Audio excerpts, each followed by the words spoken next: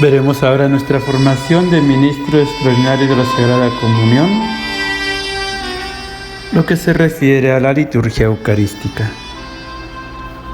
En la última cena, Cristo instituyó el sacrificio y el banquete pascuales. Por estos misterios, el sacrificio de la cruz se hace continuamente presente en la Iglesia, cuando el sacerdote, representando a Cristo Señor, realiza lo mismo que el Señor hizo y encomendó a sus discípulos que hicieran en memoria de Él. Cristo pues tomó el pan y el cáliz, dio gracias, partió el pan y los dio a sus discípulos, diciendo: Tomad, comed, bebed. Esto es mi cuerpo. Este es el cáliz de mi sangre. Haced esto en conmemoración mía. Por eso la Iglesia ha ordenado toda la celebración de la liturgia eucarística con estas partes que responden a las palabras y a las acciones de Cristo, a saber: 1. En la preparación de los dones se llevan al altar el pan y el vino con agua, es decir, los mismos elementos que Cristo tomó en sus manos. 2. En la plegaria eucarística se dan gracias a Dios por toda la obra de la salvación, y las ofrendas se convierten en el cuerpo y en la sangre de Cristo. 3. Por la fracción del pan y por la comunión, los fieles, aunque sean muchos, reciben de un único pan el cuerpo y de un único cáliz la sangre del Señor, del mismo modo como los apóstoles lo recibieron de las manos del mismo Cristo. Preparación de los dones. Al comienzo de la liturgia eucarística, se llevan al altar los dones que se convertirán en el cuerpo y en la sangre de Cristo. En primer lugar, se prepara el altar o mesa del Señor, que es el centro de toda la liturgia eucarística, y en él se colocan el corporal, el purificador, el misal y el cáliz, cuando éste no se prepara en la credencia. Enseguida se traen las ofrendas, el pan y el vino, que es laudable que sean presentados por los fieles. Cuando las ofrendas son traídas por los fieles, el sacerdote o el diácono las reciben en un lugar apropiado y son ellos quienes las llevan al altar. Aunque los fieles ya no traigan de los suyos el pan y el vino destinados para la liturgia, como se hacía antiguamente, sin embargo, el rito de presentarlos conserva su fuerza y su significado espiritual.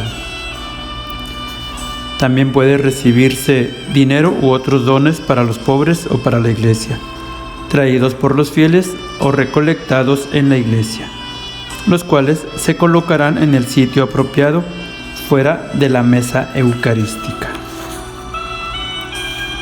Acompaña a esta procesión en la que se llevan los dones el canto del ofertorio, que se prolonga por lo menos hasta cuando los dones hayan sido depositados sobre el altar.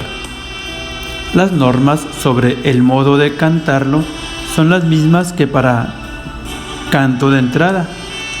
El canto se puede asociar siempre al rito para el ofertorio, aun sin la procesión con los dones. El sacerdote coloca sobre el altar el pan y el vino, acompañándolos con las fórmulas establecidas.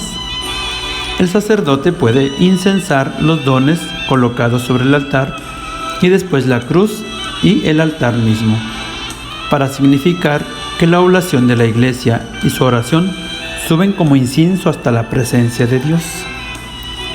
Después el sacerdote, por el sagrado ministerio, y el pueblo, por razón de su dignidad bautismal, pueden ser incensados por el diácono o por otro ministro. Enseguida, el sacerdote se lava las manos a un lado del altar, rito con el cual se expresa el deseo de purificación interior.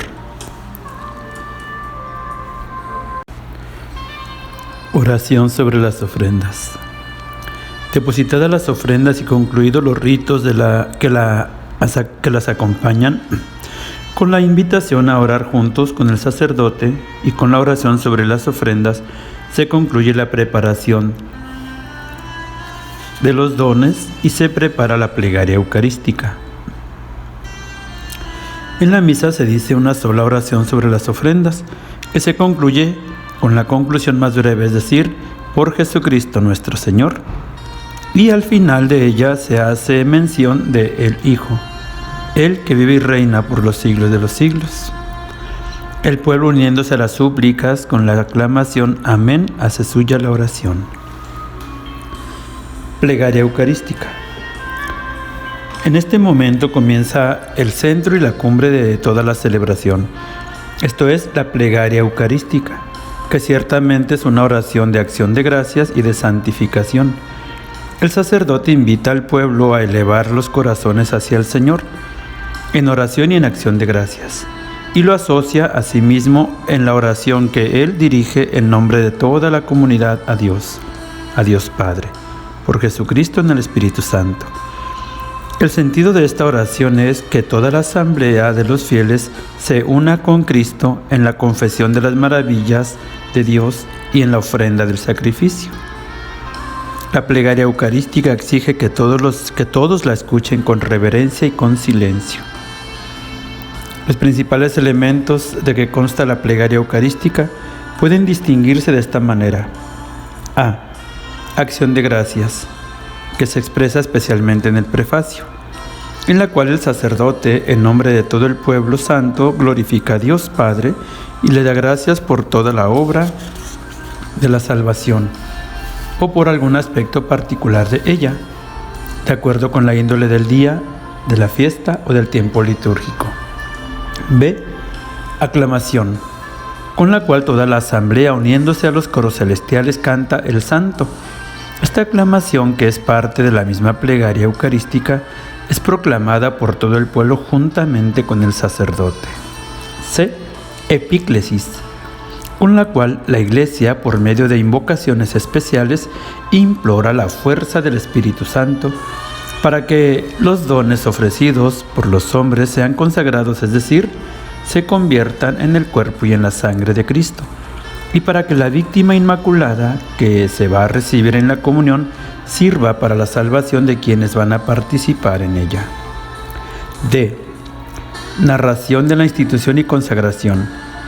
Por las palabras y por las acciones de Cristo se lleva a cabo el sacrificio que Él mismo Cristo instituyó en la última cena, cuando ofreció su cuerpo y su sangre bajo las especies de pan y vino, y los dio a los apóstoles para que comieran y bebieran, dejándoles el mandato de perpetuar el mismo misterio. E.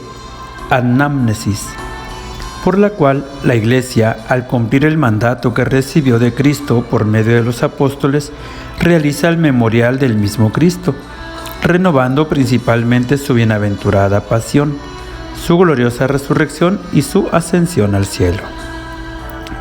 F.